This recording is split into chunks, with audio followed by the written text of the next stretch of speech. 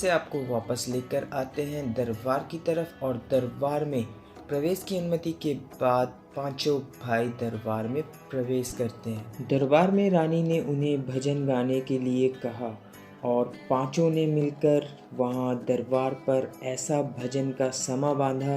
रानी उनके भजन से इतना ज़्यादा प्रसन्न थी कि उन्होंने उन पांचों के लिए हीरे और मोतियों के उपहार पेश किए, मगर उन साधुओं को हीरे और मोती नहीं चाहिए थे। ये हमारे लिए व्यर्थ हैं, हमें इनकी मोह नहीं है। तो रानी माँ ने उनसे पूछा, फिर महाराज मैं आपकी किस तरीके से सेवा कर सकती हूँ, आप मुझे आज्ञा दें।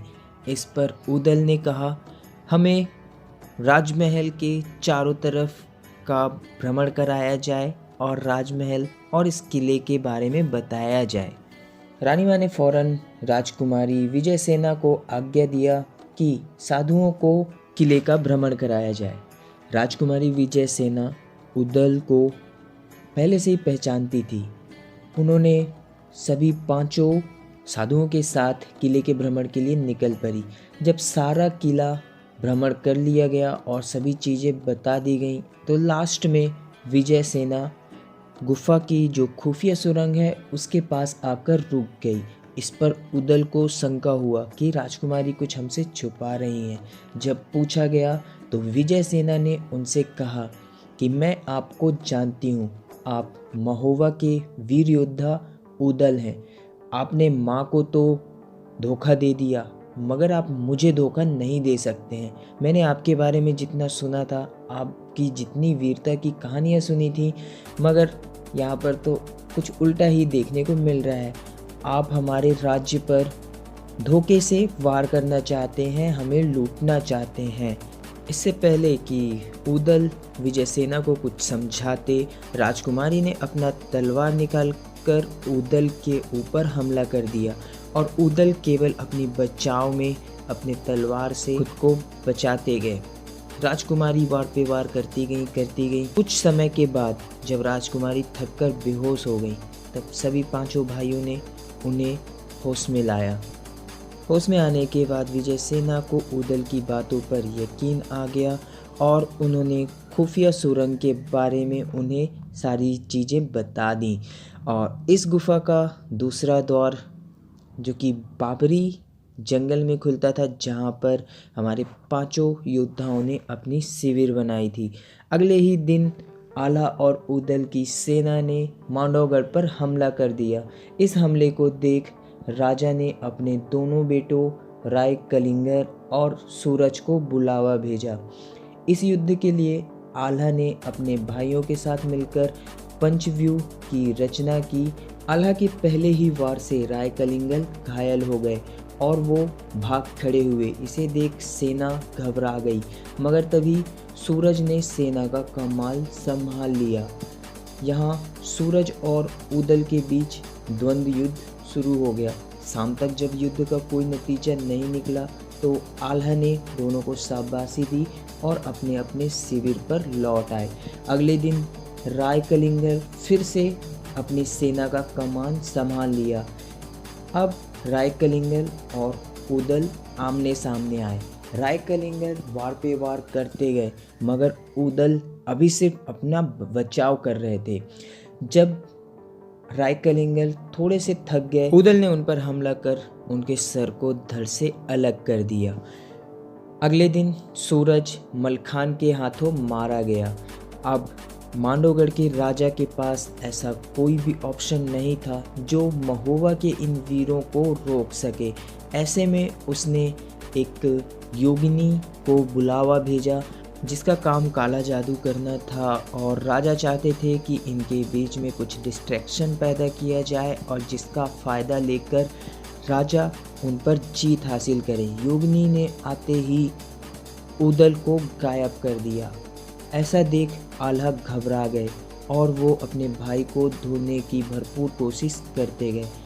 बहुत कोशिशों के बाद आल्हा को पता चला कि उनके भाई को बाबा झिलमिल के दरबार पर बकरी बनाकर बांध दिया गया है। तो आल्हा तुरंत बाबा झिलमिल के दरबार पहुंचे और उन्हें सारी घटना के बारे में बताया कि कैसे उनके भाई को धोखे से बकरा बना दिया गया है और उनके दरबार में बकरे के रूप में बांध दिया गया है। बाबा झिलमिल ने तुरंत उनके भाई को मनुष्य रूप में लाया और उन्हें सौंप दिया। यहाँ से आल्हा और उदल तुरंत मांडवगढ़ लौटे और जहाँ पर उन्होंने राजा जाम्बे का सर धड़ से अलग कर दिया और मांडवगढ़ पर जीत हासिल कर ली। ऐसे आल्हा और उदल ने अपने पिता और चाचा के हत्या का बदला ले लिया। मांडवगढ़ में जीत की खबर महोबा में राजा परमाल तक पहुंची तो उनके खुशियों का ठिकाना न रहा। सारे राज्य में खुशियां मनाई गई। सिर्फ एक शख्स जो इस जीत से खुश नहीं था वो थे उनके मामा माहेल। तो अब माहेल ने आगे क्या किया ये बताएंगे हम आपको अगले वीडियो में। तब तक के लिए को लेकर चलता हूँ मैहर वाले वीडियो में। आई थिंक इसका जो कैमरा क्वालिटी है बहुत अच्छा है, मेरे सैमसंग J7 गैलेक्सी मैक्स की तरह ही। तो आगे देखते हैं इसमें कैसी वीडियो शूट होती है। यहाँ मौसम अभी भी ऐसा है, बाहर कुछ नहीं दिख रहा है। यहाँ पर भी बैठने की जगह है, बहुत ज़्यादा थक जाएं तो यहाँ बैठ सकते हैं। मेरे हिसाब से यहाँ बैठने की कोई ज़रूरत नहीं है। अब हम पहुँच चुके हैं टॉप पर, मतलब 600 फीट पर। कैमरा नहीं लेके जाना है, ठीक है, कैमरा अंदर नहीं लेके जाएंगे। 1001, 1002, 1003, 1004, 1005 और ये ख़त्म 1006। इसके बाद अंदर की गिनती नहीं। फाइनली हम पहुँच गए हैं मंदिर तक।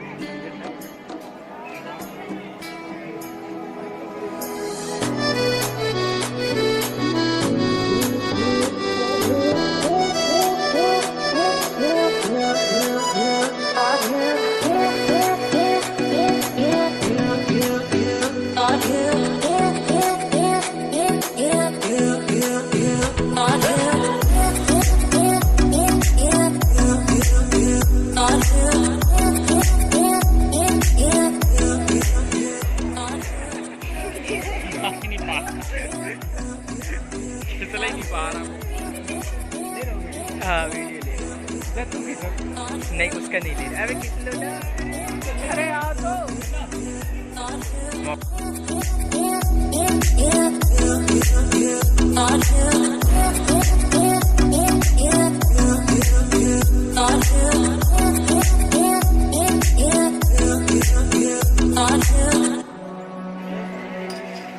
तो इस साल भी हमारा आल्हा जी का जो मंदिर है, आल्हा सरोवर और आल्हा जी का अखाड़ा है, वो जाना पॉसिबल नहीं हो पाएगा क्योंकि हम लोगों ने ऑलरेडी इतना टाइम वेस्ट कर दिया है कि हम वहाँ तक नहीं जा पाएंगे और बारिश भी स्टार्ट हो गई। ठीक है, तो वो पीछे आपको दिख रहा है आल्हा जी का अखाड़ा।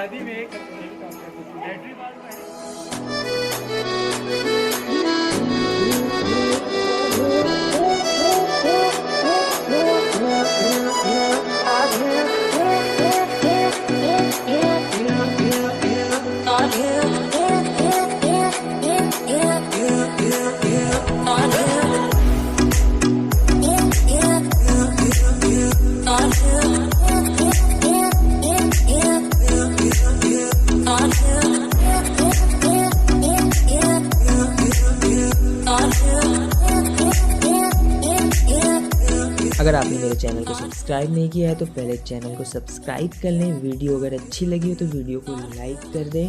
आल्हा और उदल की आगे की कहानी को कवर करेंगे अपने अगली वीडियो पर। तब तक के लिए अच्छे रहेगा, खुश रहेगा और अपना ख्याल रखिएगा। Thank you so much.